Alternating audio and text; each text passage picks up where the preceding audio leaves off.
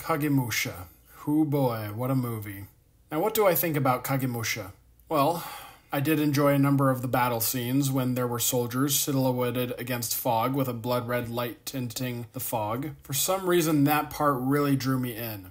I also liked the dream sequence where the thief was being chased around by Shingen against a very strangely eerie and colorful background. But the scene that I very much appreciated the most was when the warlords met in front of the officers.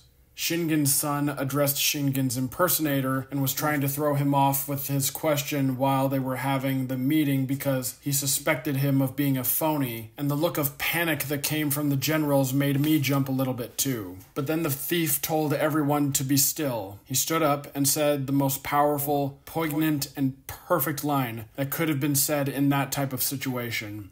And I was actually very impressed with that line. I'd rather not say it out loud. It's best if you watch the movie so that you will be able to get it, because there's some context that needs to be understood.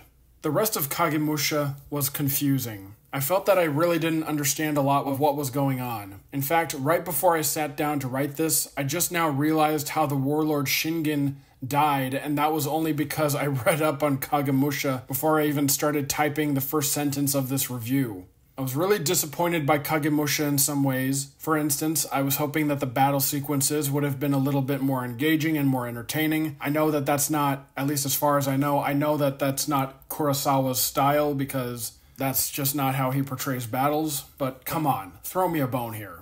At least have some sort of stylized, choreographed fight scene.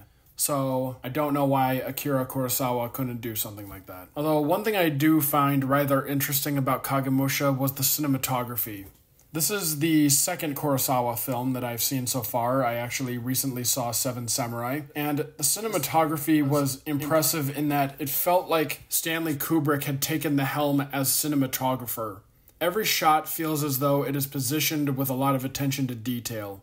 Whether the characters were being looked at from a diagonal position, or whether we're seeing them from a position where they are symmetrical. I don't know what it is, but cinematography can have a very lasting effect and help a movie stay great. And in this case, it definitely accomplished that. I watched Kagemusha in its entirety and realized that there's a 3-hour version that I would have been interested in seeing, because from what I've gathered, the international version of Kagemusha is about 20 minutes shorter than the original cut. But I'm probably not going to see this movie for a number of years, at least not until I learn Japanese, that is. I wasn't a big fan of Kagemusha, but on some level I did enjoy it. I'm more interested in seeing more of Kurosawa's films because there were a lot of elements to Kagemusha that I very much enjoyed. Kagemusha gets 3.5 stars out of 5.